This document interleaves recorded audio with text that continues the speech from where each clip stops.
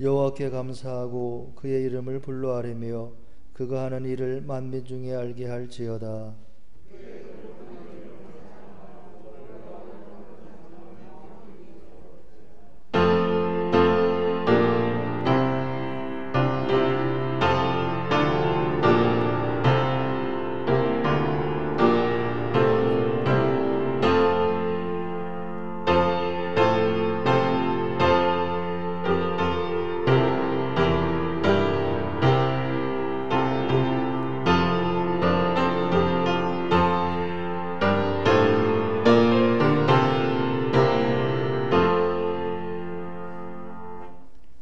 겸손한 마음으로 우리 죄를 고백합시다.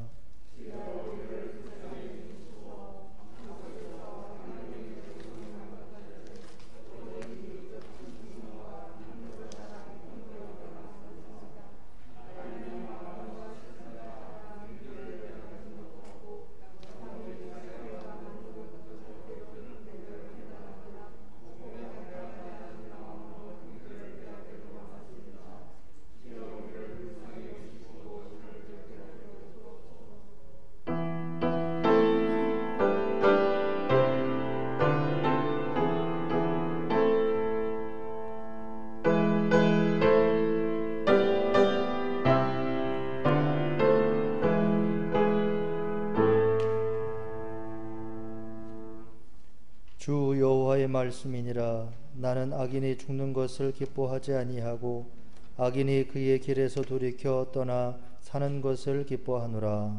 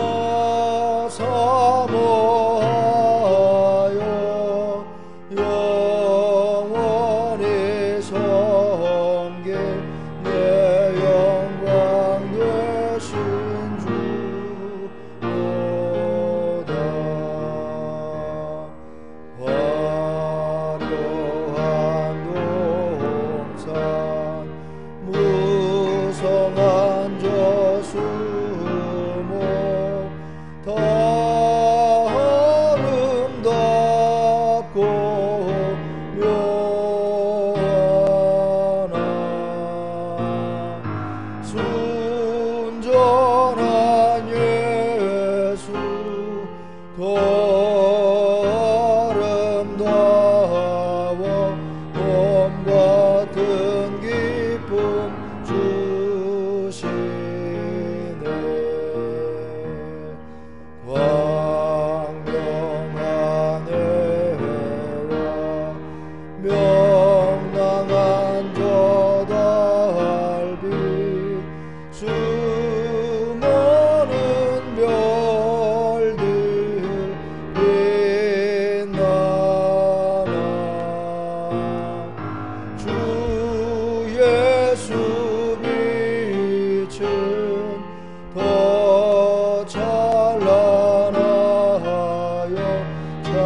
대교할 수 없도다.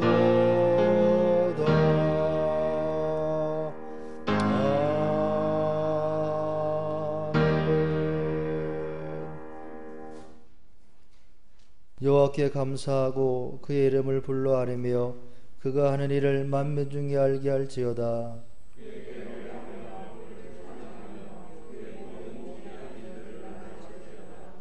그의 거룩한 이름을 자랑하라.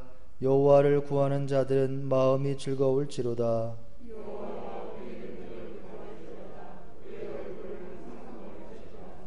그의 종 아브라함의 후손 곧 택하신 야곱의 자손 너희는 그가 행하신 기적과 그의 이적과 그의 입의 판단을 기억할지어다.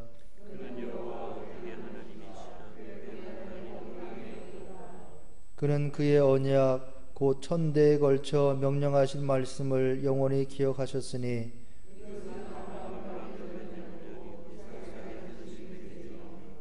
야곱에게 세우신 율례 곧 이스라엘에게 하신 영원한 언약이라.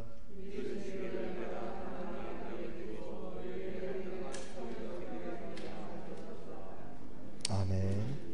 나는 전능하신 아버지 하나님 천지의 창조주를 믿습니다. 나는 그의 유일하신 아들 우리 주 예수 그리스도를 믿습니다.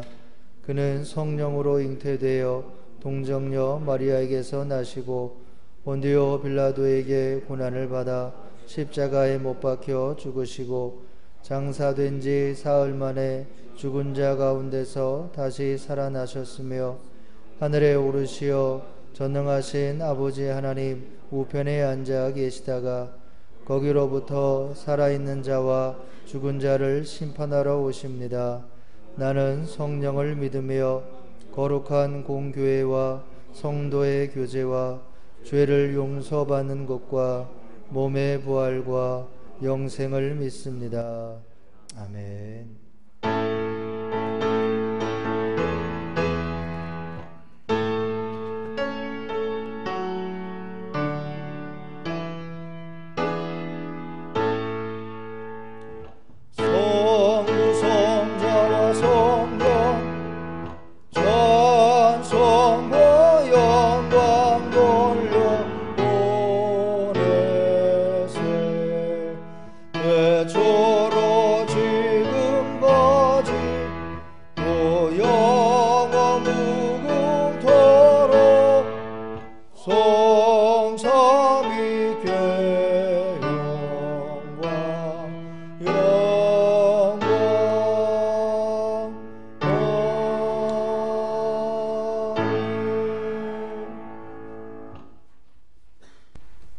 살아계셔서 우리의 삶을 주관해 주시고 우리를 사랑하시되 끝까지 사랑해 주신다고 말씀하신 사랑 많으신 아버지 하나님, 제 가운데 살다가 영원히 죽을 수밖에 없는 죄인들을 거룩하신 주님의 보혈로 죄 씻음 받게 주셨고 구원의 길을 열어주셔서 감사합니다. 오늘도 생명 주셔서 하나님을 사모하고 예배를 귀히 여기는 믿음 주셔서 감사합니다. 아버지 하나님, 세월이 빠르게 지나서 벌써 성령 강림 후 16주 주일이 되었습니다. 마음을 모두어서 예배에 임할 수 있는 시간과 공간을 허락해 주심도 감사합니다. 아버지 하나님, 생각조차 못했던 원치 않은 사태로 인해 여러모로 수고하시는 담임 목사님, 부목사님, 모든 사역자들에게 영육간 강건함으로 교우들의 영적인 상태를 잘 파악하셔서 어려운 시기를 잘 극복해 나갈 수 있는 지혜를 주십시오. 아버지 하나님, 우리 모두는 정치, 경제, 사회 여러 분야에서 참으로 그동안 겪어보지 못한 기이한 현상들을 많이 일어나게 됨을 보게 됩니다. 하나님을 믿는 믿음이 없었다면 이런 시기를 어떻게 보낼 수 있었을까 스스로 자문해 보기도 합니다. 이러한 어려움에도 하나님, 어려움에 봉착해 있는 상황에서 하나님 나라를 위해 세계 곳곳에서 선교사로 수고하시는 모든 선교사님들과 가족들 지켜 보호해 주십시오. 또한 해운대 교회 모든 교우들과 원치 않은 육적인 질병으로 영적인 질병으로 고생하고 계시는 교우들 모두에게 주님의 위로하심과 회복의 역사가 있게 해주십시오. 군 본무로 또한 유학과 사업차 국외로 곳곳에 흩어져 있는 교우들 일일이 기억해 주셔서 주님의 안보하심 안에 거하게 해 주십시오. 어느 곳에 있든지 어려움 속에서 오직 말씀이신 주님과 동행하는 교우들이 되게 해 주십시오. 바라옵기는 마지막 때에 믿음 있는 자를 찾고 계시는 주님의 마음에 합당한 자들이 되게 해 주십시오. 말씀 전하실 목사님 성령 충만하심으로 준비하신 말씀 잘 전하게 해 주십시오. 말씀을 듣는 저희들 말씀 가운데 주님의 음성을 듣게 해 주십시오. 우리의 참 구주가 되셔서 우리와 함께 하시는 구주 예수님 이름으로 기도합니다. 아멘.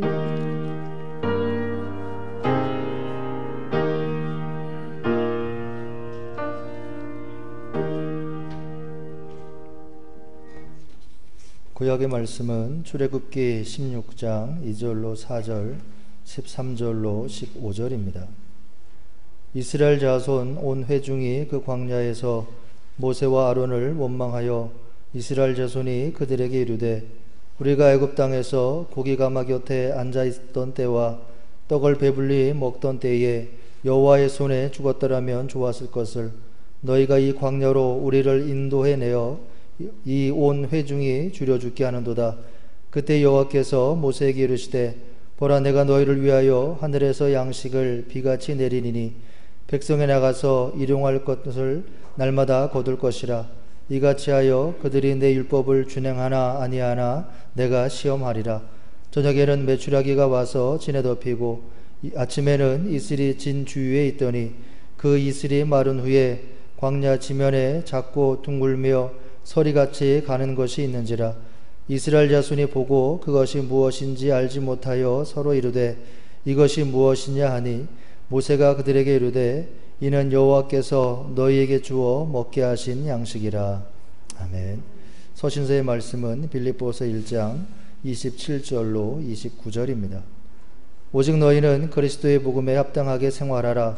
이는 내가 너희에게 가보나 떠나 있으나 너희가 한 마음으로 서서 한 뜻으로 복음의 신앙을 위하여 협력하는 것과 무엇은 이래든지 대적하는 자들 때문에 두려워하지 아니하는 이 일을 듣고자 함이라. 이것이 그들에게는 멸망의 증거요 너희에게는 구원의 증거니 이는 하나님께로부터 난 것이라. 그리스도를 위하여 너희에게 은혜를 주신 것은 다만 그를 믿을 뿐 아니라 또한 그를 위하여 고난도 받게 하려 하심이라. 아멘. 복음서의 말씀은 마태복음 20장 8절로 16절입니다. 저물매 포도원 주인이 청지기에게 이르되 품꾼들을 불러 나중 자로부터 시작하여 먼저 온 자까지 삭슬 주라 하니 제11시 온 자들이 와서 한 데나리온씩을 받거늘 먼저 온 자들이 와서 더 받을 줄 알았더니 그들도 한 데나리온씩 받은지라. 받은 후 집주인을 원망하여 이르되 나중 온 이 사람들은 1시간밖에 일하지 아니하였거늘 그들을 종일 수고하며 더위를 견딘 우리와 같게 하였나이다. 주인이 그 중에 한 사람에게 대답하여 이르되 친구여 내가 내게 잘못한 것이 없노라. 내가 나와 한 데나리온의 약속을 하지 아니하였느냐. 내 것이나 가지고 가라. 나중 온 이 사람에게 너와 같이 주는 것이 내 뜻이니라. 내 것을 가지고 내 뜻대로 할 것이 아니냐. 내가 선함으로 내가 악하게 보느냐. 이와 같이 나중된 자로서 먼저 되고 먼저 된 자로서 나중되리라. 아멘. 주님의 말씀입니다.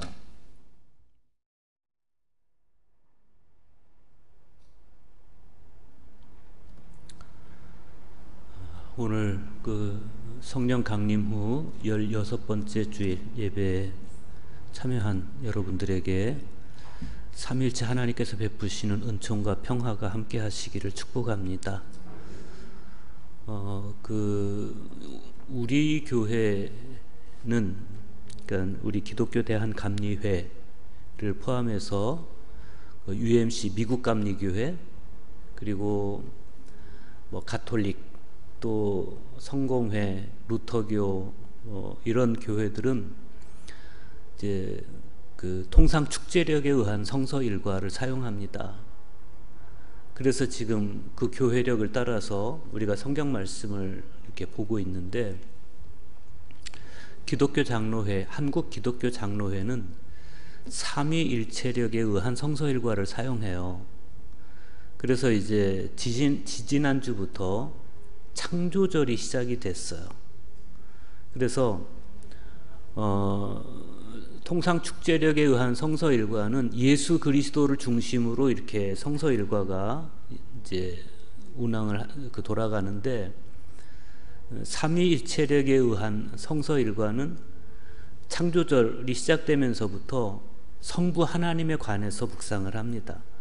그래서 성부와 성자와 성령을 다 1년 안에 이렇게 그 말씀을 통해서 보게 되어 있고, 특별히 창조주 하나님을 묵상하면서는 그 JPIC, 정의, 평화, 창조 질서에 관한 묵상을 해요. 그래서 환경, 특별히 하나님의 창조 질서, 환경을 바로 세우는 이제 그런 방향으로 또 말씀을 보기도 하는데, 아무튼 이 계절로 가을이 온 이때에 뭐 우리가 삼위일체력에 의한 성서 일과를 보지는 않지만, 그러나 이렇게 시시때때로 계절이 변하는 이 변화 속에서 창조주 하나님의 은총, 또 삼위일체 하나님의 은혜를 묵상할 수 있는 그런 기회가 되어졌으면 좋겠습니다.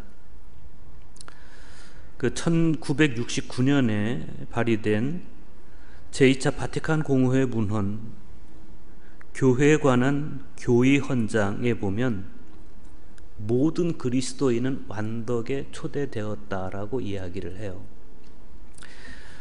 그 문헌의 내용이 이렇습니다.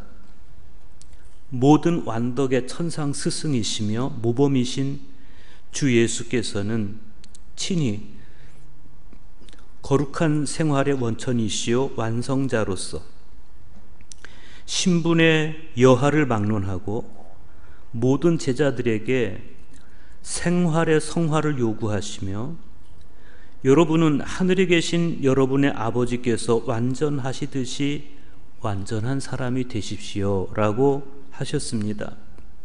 따라서 신분과 계급의 여하를 막론하고 모든 그리스도인이 그리스도교적 생활의 완성과 사랑의 완덕을 실현하도록 부름받았다는 것은 누구에게나 자명한 일이며, 이 성덕은 현세 사회에 있어서도 보다 인간다운 생활 양식의 촉진제가 되는 것입니다.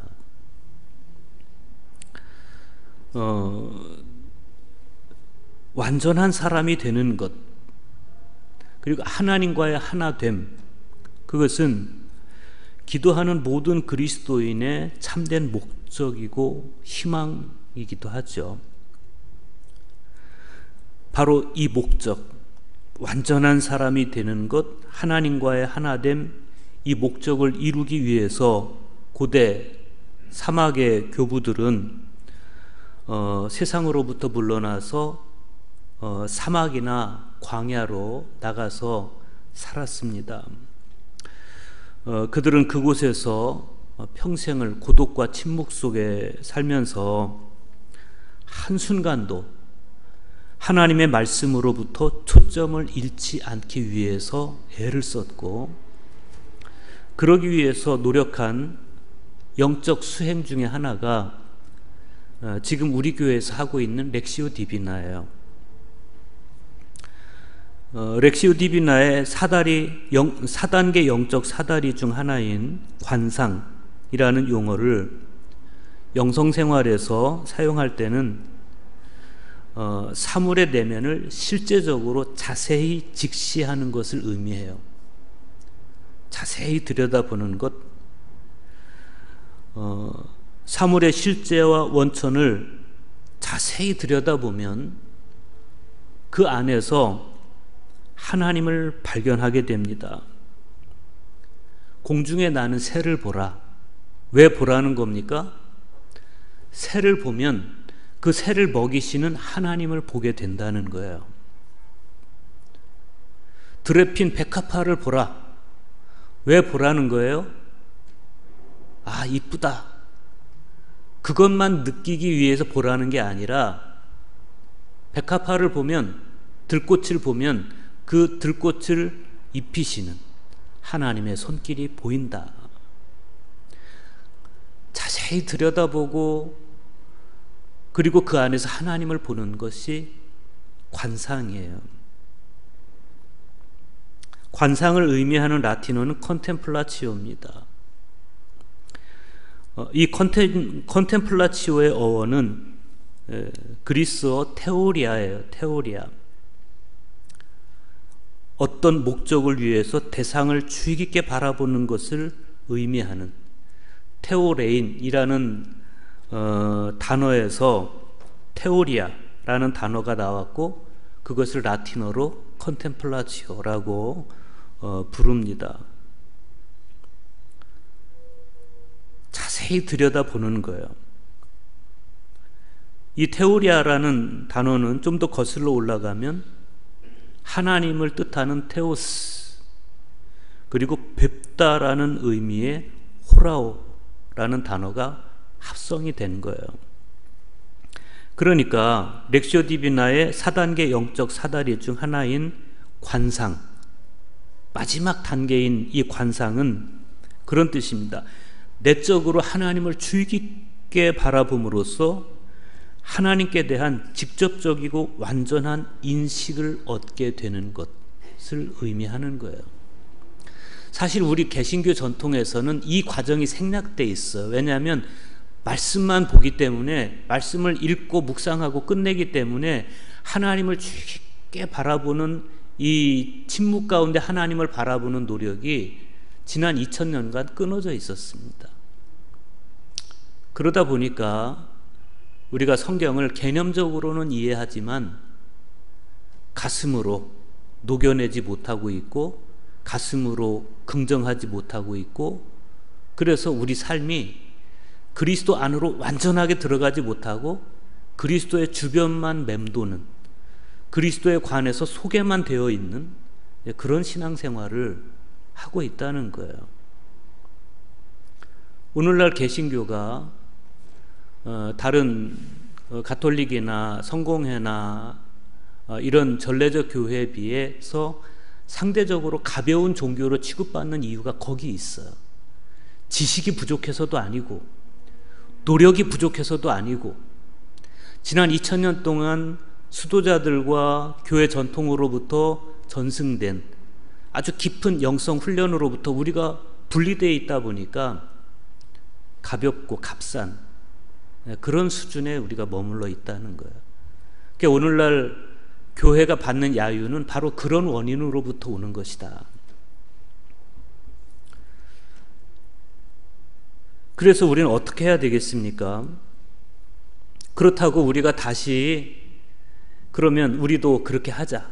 그래서 그 옛날 고대시대 사막의 교부들처럼 우리도 이제 사막으로 가자, 광야로 가자. 우리가 그럴 수는 없잖아요.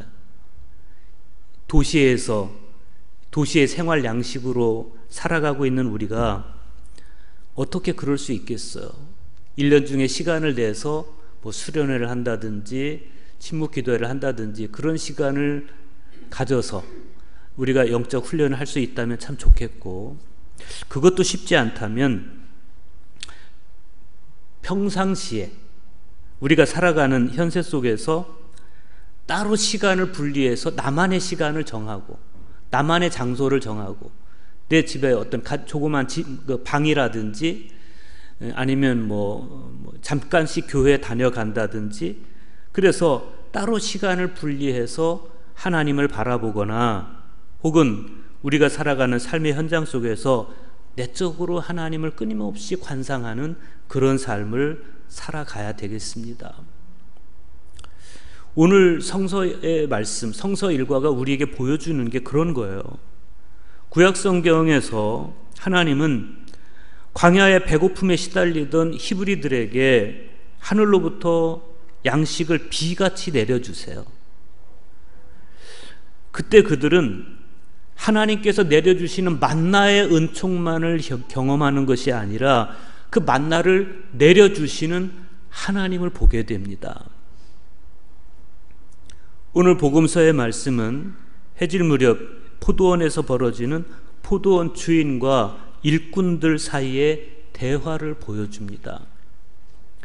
그 대화 속에서 하나님의 뜻이 명료하게 드러나는데 일꾼들의 능력이나 노동한 시간이나 노동의 양이 아니라 오로지 주인의 선한 뜻을 따라서 품삯이 주어지는 모습, 그 장면을 보면서 우리는 사람과 사람을 바라보는 기준이 하나님의 기준과 사람의 기준, 하나님의 기준과 세상의 기준이 참 많이 다르구나 하는 것을 보게 됩니다. 서신서의 말씀에 보면 사도 바울이 이렇게 말씀해요. 그리스도의 복음에 합당하게 생활하라. 오늘 성서일과 전체의 메시지를 통해서 이 말씀을 보면 세속의 가치관을 기준으로 살아가지 말고 내적으로 하나님을 주의 깊게 바라보면서 하나님의 뜻을 헤아리고 분별해서 하나님의 뜻에 합당하게 살아가라. 그런 뜻이죠. 구약의 말씀을 먼저 보겠습니다. 오늘 구약 성경에서 이스라엘 백성들은 모세의 인도로 이집트를 탈출한 후에 미디안 광야로 나와요. 그 과정이 드라마틱하고 흥미진진합니다. 이집트 파라오 왕에게 10가지 재앙이 내리는 그 과정도 굉장히 드라마틱하고, 모세가 지팡이를 홍해 위로 내밀자 바다가 갈라져요. 얼마나 기가 막힌 장면입니까? 그리고 이스라엘 백성들은 그 갈라진 바다를 통해서 갈라진 파도를 통해서 바다를 건너요. 마른 땅처럼.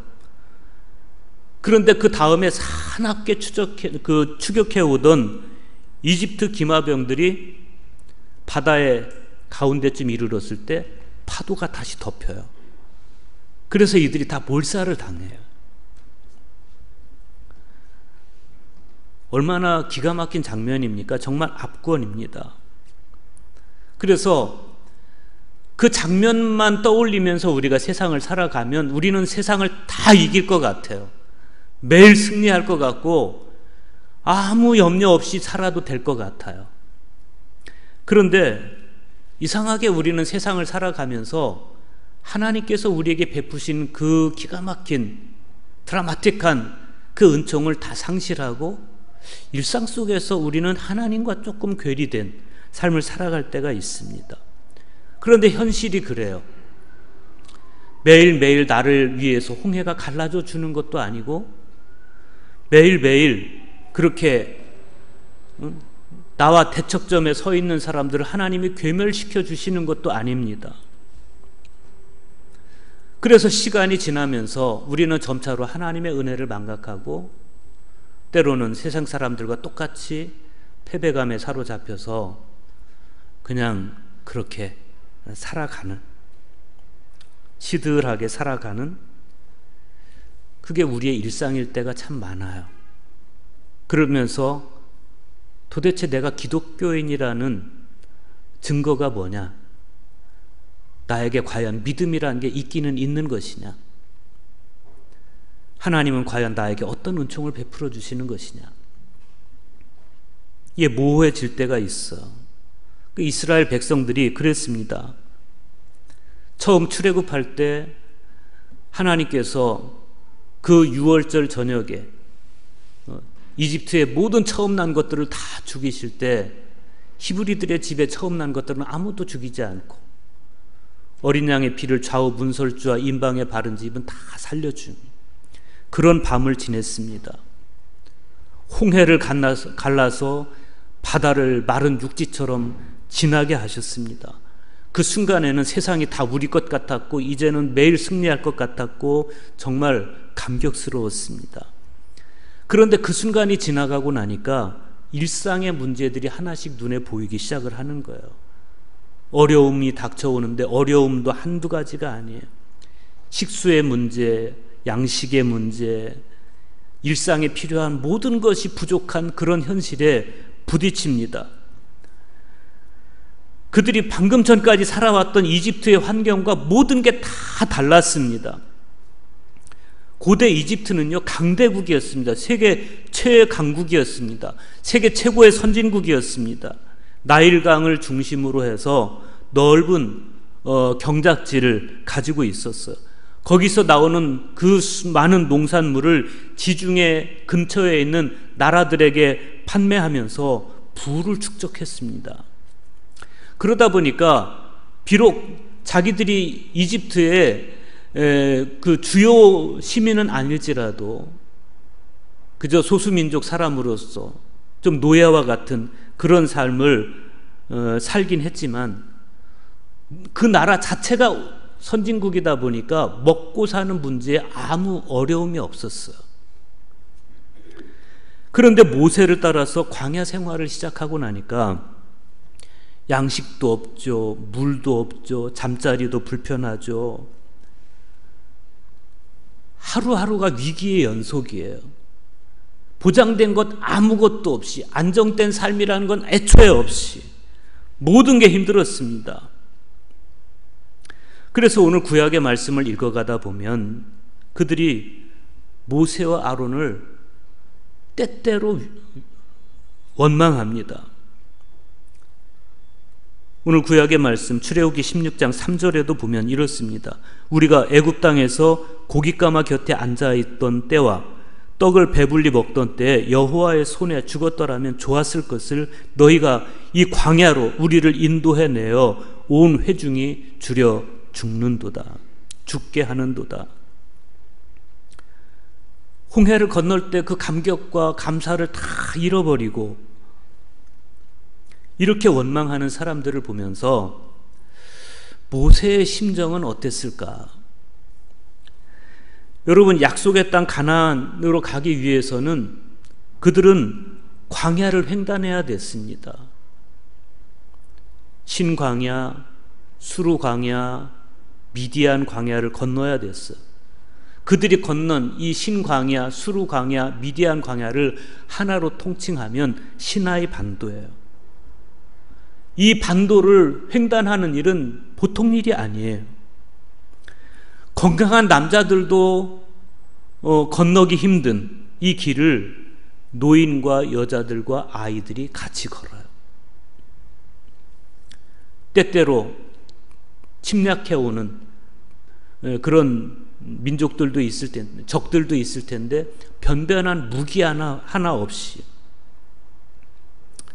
뿐만 아니라 낮의 태양열, 추위, 이 모든 것이 그들에게 정말 만만치 않은 위협거리였습니다. 그런데 출발부터 이렇게 믿음을 잃고 모세에게 원망하고 이런 사람들을 데리고 이 광야를 횡단한다는 것은 너무 어려운 일이었어요. 될 것 같지 않은 일이었어요. 그런데 가만히 생각해 보면 오늘 인생이라는 광야를 걸어가고 있는 우리의 모습도 이들의 모습과 별반 다르지 않다는 거예요. 그런데 4절 보십시오. 그때 여호와께서 모세에게 이르시되 보라, 내가 너희를 위하여 하늘에서 양식을 비같이 내리리니 백성이 나가서 일용할 것을 날마다 거둘 것이라. 이같이 하여 그들이 내 율법을 준행하나 아니하나 내가 시험하리라. 하나님께서 모세에게 보라고 그러세요. 보라. 뭘 보라시는 겁니까? 내가 너희를 위하여 하늘에서 양식을 비같이 내려주시겠다는 거예요. 비같이. 그런데 우리가 여기서 주목해 봐야 될 말씀이 있어요. 하나님께서는 양식을 비처럼 내려주세요. 지난달 우리가 얼마나 비에 시달렸습니까? 양식을 그렇게 내려주시겠다는 거예요. 그런데 너희는 양식이 아무리 많이 쏟아져도 너희는 일용할 양식만 거두라는 거예요. 일용할 양식. 우리는 하나님의 이 말씀 안에서 하나님의 어떤 의지를 보게 돼요. 사방에 쌓여있는 양식을 욕심껏 거두지 말고 일용할 양식만큼만 구해라. 일용할 만큼만 구해라. 이거는요, 극도의 절제와 훈련이 필요한 거예요. 그러니까 그들은 매일매일의 삶 자체가 극도의 훈련이고 절제이고 그런 거예요. 욕망을 절제하는 그런 훈련인 거예요. 그리고 매일매일 시선을 하늘로 향하게 하는 훈련인 거예요. 이 훈련이 필요한 거예요. 그래서 예수님도 우리에게 일용할 양식을 위해서 기도하라고 가르쳐 주신 거예요. 기도를 가르쳐 달라는 제자들에게 충분히 창고에 쌓아놓고 먹을 만한 양식을 우리에게 주시옵소서, 이렇게 기도하지 말고 일용할 양식을 주시옵고 이렇게 기도하라는 거예요. 그것은 하나님께서 만나를 비같이 내려주시되 일용할 양식만큼만 구하라고 하신 말씀과 똑같은 거예요. 왜 그래야 되느냐? 우리는 하나님의 은총은 크지만 그러나 우리가 필요한 건 모두에게 똑같다는 거예요. 일용할 만큼만 필요하다는 것, 똑같다는 거예요. 그리고 그만큼만 거둬야 그 다음 날을 하나님께 의지하게 돼요. 창고를 만들고 거기에 쌓아놓으면 그때부터는 하나님을 의지하지 않아요. 왜? 창고만 봐도 배가 부르거든. 일용할 양식만 구하는 것에는 굉장한 믿음이 필요한 겁니다. 내일 아침에 하나님이 또 주실 거라는 믿음이 필요한 거예요. 이 믿음이 있는 사람만 일용할 양식을 거두는 거예요. 여러분은 어떻게 기도하십니까?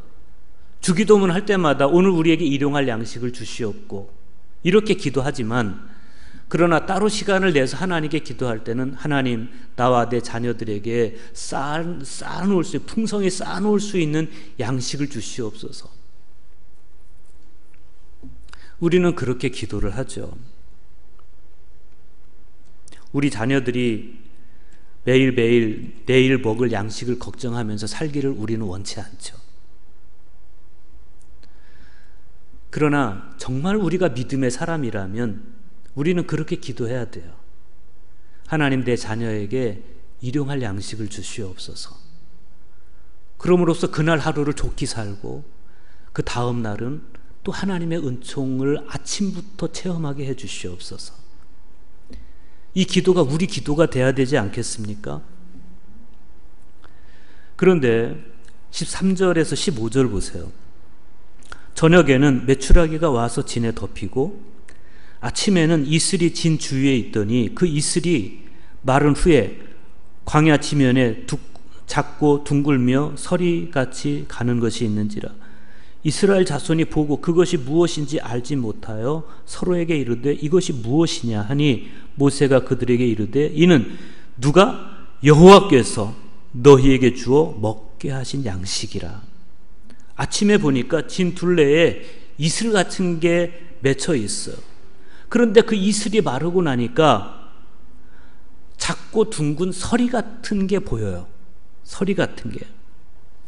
그래서 이스라엘 백성들이 처음 보는 거니까 이게 뭐냐고 물어요. 이게 뭐냐? 이게 만후예요. 만후. 이게 뭐냐? 만후. 이렇게 묻다 보니까 그게 만나가 된 것 같아요.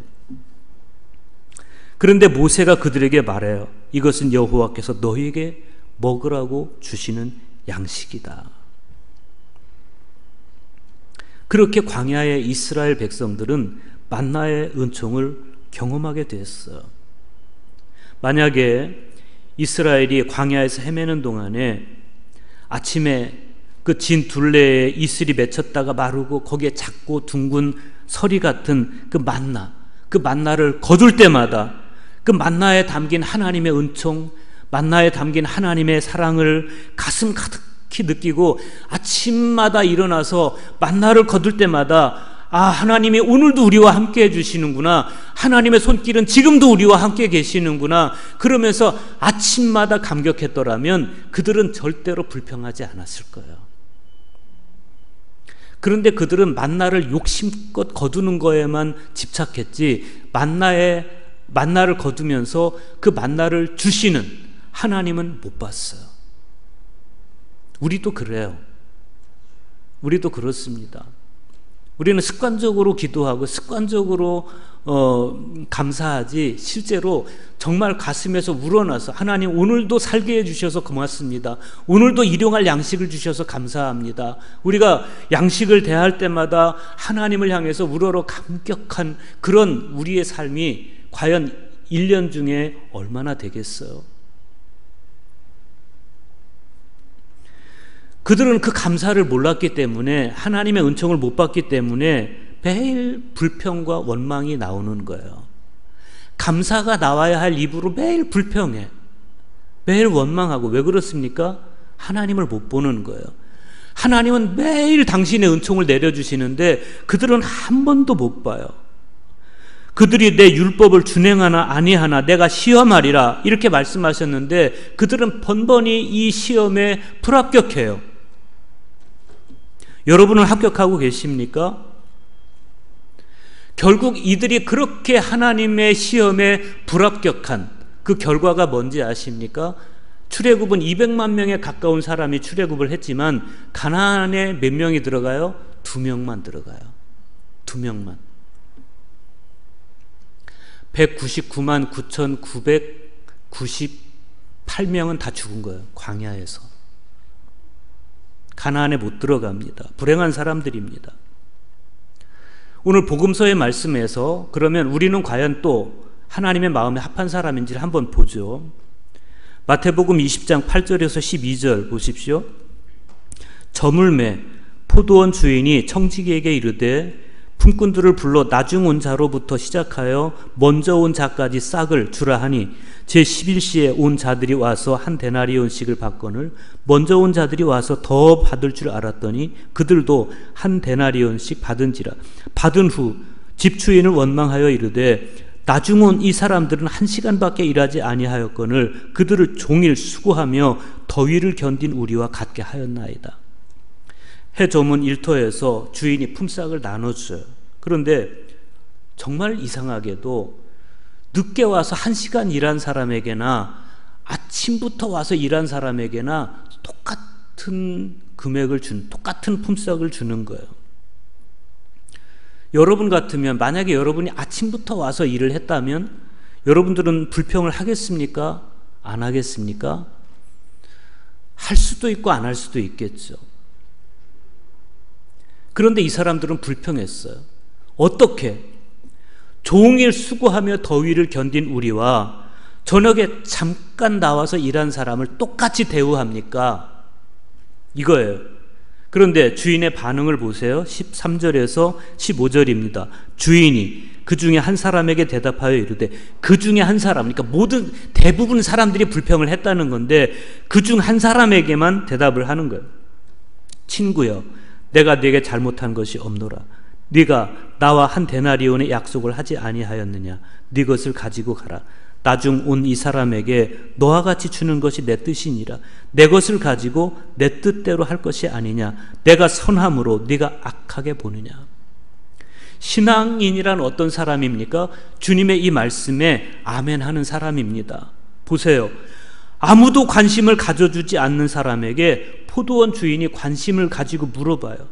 너희는 어찌하여 종일토록 놀고 여기 서 있느냐? 그들의 대답이 뭐예요? 우리를 품꾼으로 쓰는 이가 없음이니이다. 여러분, 너무 비극적인 말이에요. 일하기 싫어서 노는 게 아니라 써주는 사람이 없다는 거예요. 이 사람은요, 어딘가 문제가 있는 사람이에요. 그래서 누구도 자기를 고용해 주지 않아요. 그런데 이 포도원 주인이 뭐라고 말합니까? 이르되 너희도 포도원에 들어가라. 우리 상식으로는요, 이런 사람은 일 시키면 안 돼요. 손해봐요. 그래서 면접하는 거예요. 이런 사람 걸러내려고. 그렇지 않습니까? 그러면 우리의 시선은 복음서와 같은 겁니까? 면접을 통해서 유능한 사람, 일 잘할 사람 골라서 그런 사람만 쓰는 것. 그렇지 않은 것 같아요. 그런데 그러면 우리는 어떻게 해야 됩니까? 우리는 일반 상식으로 살아야 되는 사람입니까? 아니면 복음으로 살아야 되는 사람입니까? 이 사건을, 우리 시선을 상식이 아니라 복음적인 시선으로 바꿀 걸 요구하고 있어요. 복음이라는 관점에서 이 말씀을 성찰해 보면 하나님은 차별 없이 어느 누구에게나 평등한 은총을 내려준다는 사실을 알 수가 있어요. 오후 5시까지 일거리를 찾지 못한 그 결함이 많은 사람, 병든 사람이든 노인이든 아니면 너무 아이든 여자이든 이 결함이 많은 사람에게까지 하나님의 은총은 차별이 없다. 대개 노력한 만큼 보상받는 사회를 우리는 정의로운 사회라고 그래요. 그리고 그런 정의로운 사회를 만들기 위해서 우리는 얼마나 애를 씁니까? 그리고 저는 그 노력은 정당하다고 봐요. 그러나 하나님의 은총은 우리가 생각하고 있는 그 상식적인 정당함마저도 넘어선다는 사실을 우리는 알아야 됩니다. 하나님의 그 따뜻한 마음이 가장 적나라하게 드러나는 것이 구약 성경에서 이스라엘 백성들에게 내려주신 만나와 메추라기였습니다. 여러분, 그 만나를 먹었던 사람들이 누구였습니까? 광야에서 끊임없이 모세와 아론을 향해서 불평과 불만을 쉬지 않던 사람들이에요. 여러분, 그 만나를 먹은 사람들은 하나님께 영과 진리로 예배하고 매일 순종하고 매일 감사하고 그런 사람들이 아니었어요. 해만 뜨면 불평, 불만을 입에 달고 살던 사람들이 그 양식을 먹었어요. 그들에게 하나님이 양식을 주셨어요. 하나님은 놀랍게도 하나님 말씀에 끝없이 순종하는 모세와 그들 사이에 아무런 차별을 두시지 않았어요. 똑같이 먹게 하셔요. 모세와 갈렙 이런 사람들과 똑같이 일용할 양식만큼의 만나를 거두게 하시고 그리고 그 양식으로 살게 하세요. 하나님의 상식은 그런 거죠. 그런데 오늘 복음서 말씀의 결론에 보면 주님이 더 놀라운 말씀을 하셔요. 이와 같이 나중된 자로서 먼저 되고 먼저 된 자로서 나중되리라. 그리스도인이란 어떤 사람입니까? 주님의 이 말씀을 받아들이는 사람이에요. 나중된 자가 먼저 되고 먼저 된 자가 나중되는 거다. 이 말씀을 주님의 말씀이기 때문에 받아들이는 사람이 그리스도인이에요. 우리 상식은 그렇지 않아요. 우리 상식은 첫째는 첫째여야 되고 꼴찌는 꼴찌여야 돼요. 이 상식이 뒤바뀌면 우리는 정의롭지 못하다고 생각하는 거예요. 그런데 천국은 우리 상식에 의존되어 있지 않습니다. 내 생각은 너희 생각과 다르고 내 길은 너희 길과 다르다고 주님은 분명하게 말씀하셨어요. 그런데 우리는 내 생각과 다른, 내 길과 다른 주님의 이 생각과 길에 우리는 끊임없이 저항하는 거예요. 아니라고, 주님 아니라고, 내 생각이 맞는 거라고 우리는 저항합니다. 여러분은 내가 어떤 사람이라고 생각하십니까? 사실 우리 모두는 나는 다 내가 모세인 줄 알아요. 그런데 사실은 우리는 모세가 아니에요. 우리는 끊임없이 원망하던 그 히브리들이지 우린 모세가 아니에요. 우리가 아침부터 포도원에 나와서 일한 사람이라고 생각해요. 아니에요. 우리는 아침부터 나와서 포도원에서 일한 사람들이 아니고 우리는 저녁 해 질 무렵에 잠깐 나와서 잠깐 있다가 구원받은 사람들이에요. 오늘 내가 사는 것도 주님의 은혜고 내가 구원받은 것도 다 주님의 은총이에요. 그럼에도 불구하고 우리는 마치 내가 모세인 것처럼 행동하고 아침부터 포도원에 나와서 수고한 사람처럼 행동해요. 그러나 우리는 나의 그 어떤 행동 하나도 어떤 노력 하나도 감히 주님께 자랑할 수 없어. 오직 주님의 은총만이 있는 거예요. 우리에게는. 그래서 바울은 말씀합니다. 오직 너희는 그리스도의 복음에 합당하게 생활하라.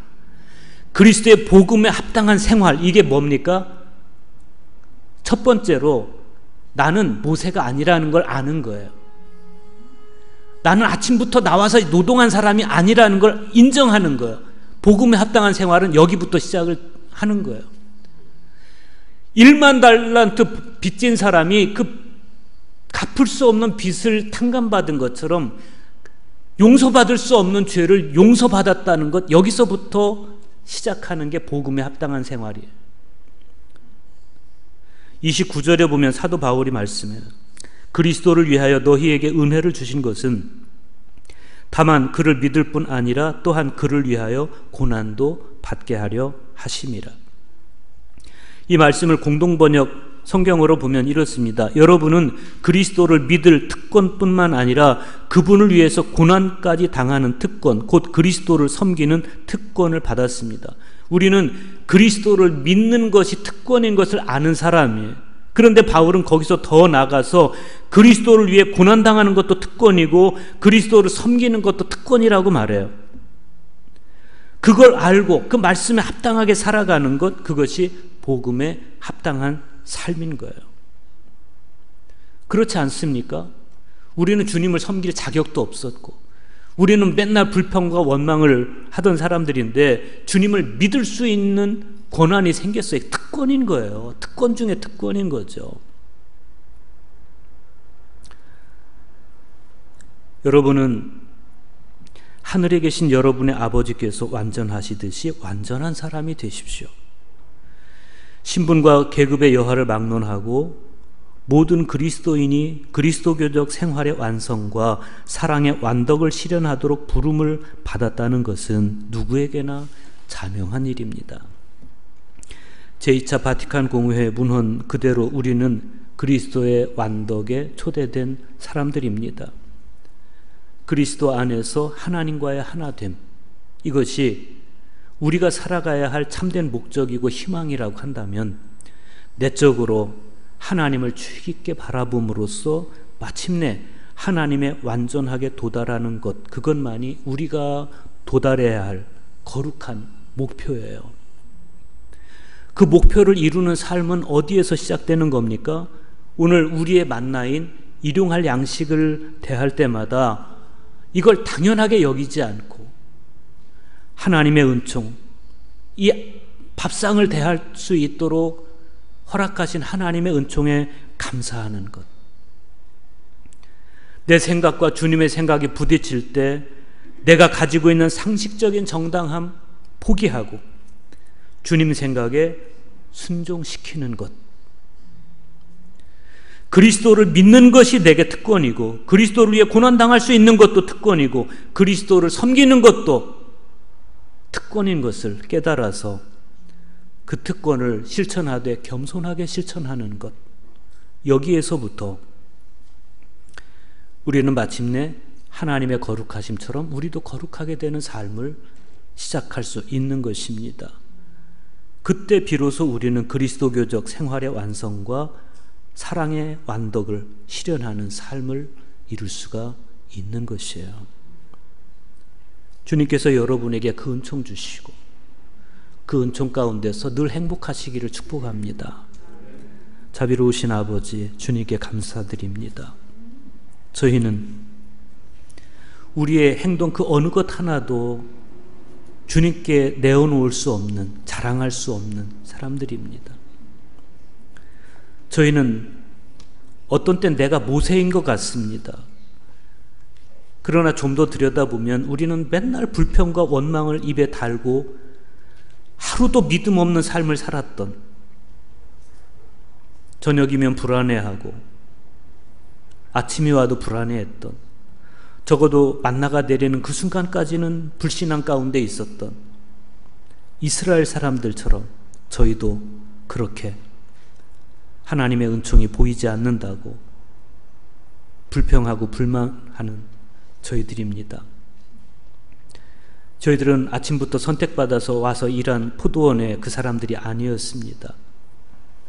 아무 자격이 없음에도 불구하고 주님이 희생해 주신 대가로 하나님의 자녀가 된 저희들입니다. 돌아보면 은총 아닌 것이 없고 돌아보면 주님의 사랑 아닌 것이 없습니다. 좀 더 깊이 주변을 성찰해 보면 모든 사물 속에서 저희를 돌보시는 하나님의 은총이, 하나님의 손길이 보입니다. 아버지, 그래서 그 감사함 속에서 하루하루를 하나님 자녀로 살아감으로써 아버지의 온전하심 같이 저희도 온전하게 사라지는 은혜를 허락하여 주시옵소서. 성령께서 저희들의 삶을 북돋아 주시고 여전히 저희들 가운데 함께해 주시어서 아버지와 제가 하나로 소통되는 삶을 살 힘을 매일매일 허락하여 주시옵소서. 예수님의 이름으로 기도하옵나이다. 아멘.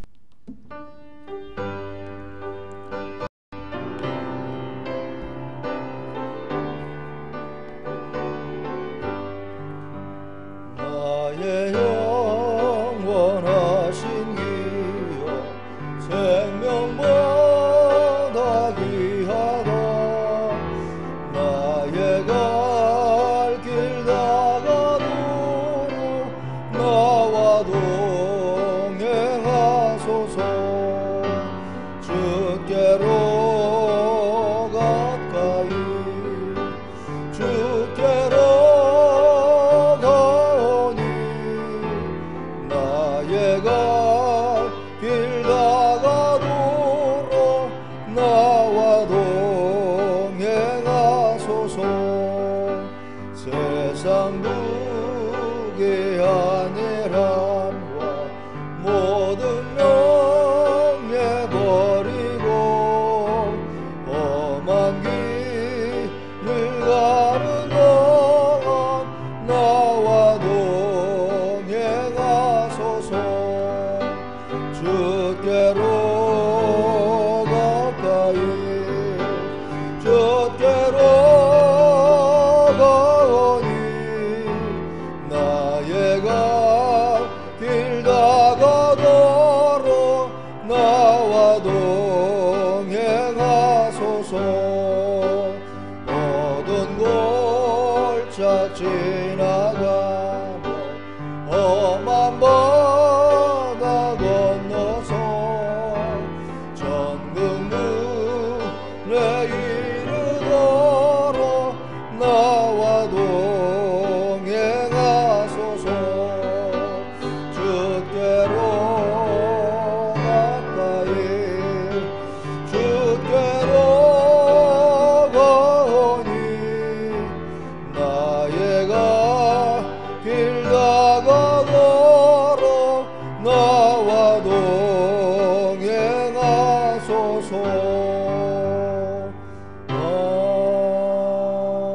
아멘. 자비로우신 아버지, 주님께 감사드립니다. 아버지, 주님께서 저희들에게 베풀어 주신 은총에 감사하면서 저희가 이 예물을 주님께 드립니다. 아버지께서 이 예물을 기쁘게 받아주시고 어제나 오늘이나 영원토록 동일하신 은총을 또한 내일도 모레도 저희 살아가는 날 동안 매일매일 경험하고 감사할 수 있도록 은총 더하여 주시옵소서. 아버지, 저희가 자본주의에 중독된 그런 삶을 살지 않게 하시고 매일매일 하나님께서 베푸시는 하나님의 공의로움에 감사하며 일상 속에서 주님과 같은 마음으로 살아가게 하여 주시옵소서. 예수님 귀하신 이름으로 기도하옵나이다. 아멘.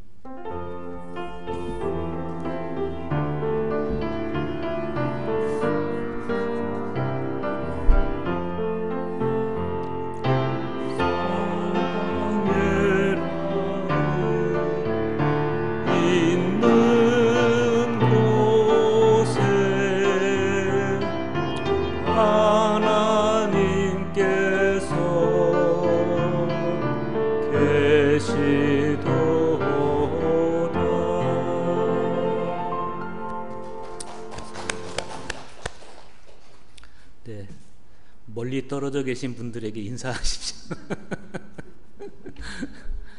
잘 안 들리면 핸드폰으로 인사하세요. 이렇게 전화 걸어서.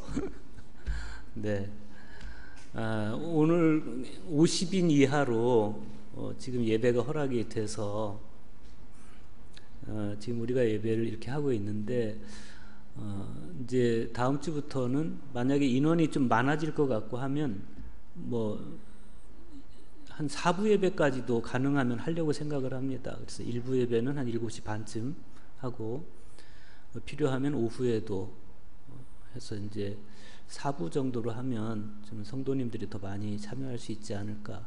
하여튼 좀 신청을 받아보고 필요하면 그렇게 하도록 하겠습니다. 내일 아침부터 새벽 기도회 정상화되고요. 이제 수요 기도회도 이번 주부터는 할 수 있도록 하겠습니다. 그렇지만 아직 금요 기도회나 나머지 각 부서 예배, 기도회 이런 것들은 아직은 자제하는 게 좋을 것 같습니다.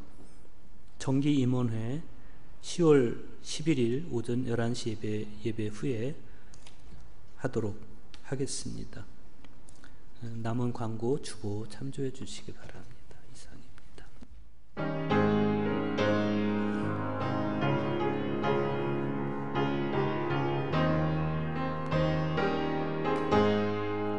내 영혼이 은총입어 중한 죄짐 얻고 보니 슬픔 많은 이 세상도 천국으로 가도다. 할렐루야 찬양하세.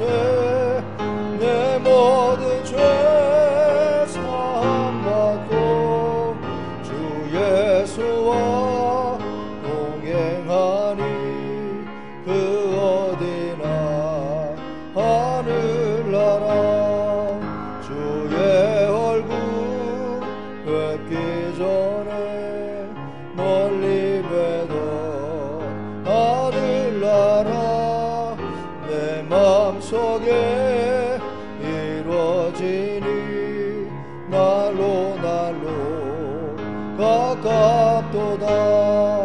할렐루야 찬양하세.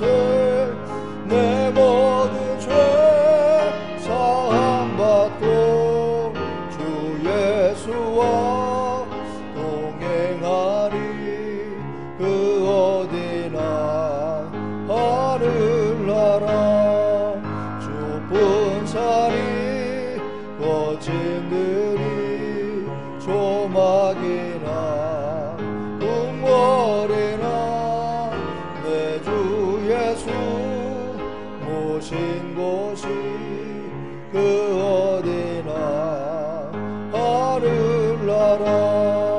할렐루야 찬양하세. 내 모든 죄 사함받고 주 예수와 동행하니 그 어디나 하늘나라. 이제는 우리 주 예수 그리스도의 은혜와 하나님 아버지의 극진하신 사랑하심과 성령의 교통하심이 주님께 나와 예배하는 주의 자녀들 머리머리 위에 저들의 삶의 터전 위에 이제로부터 영원토록 함께 하시기를 간절히 축원하옵나이다. 아멘.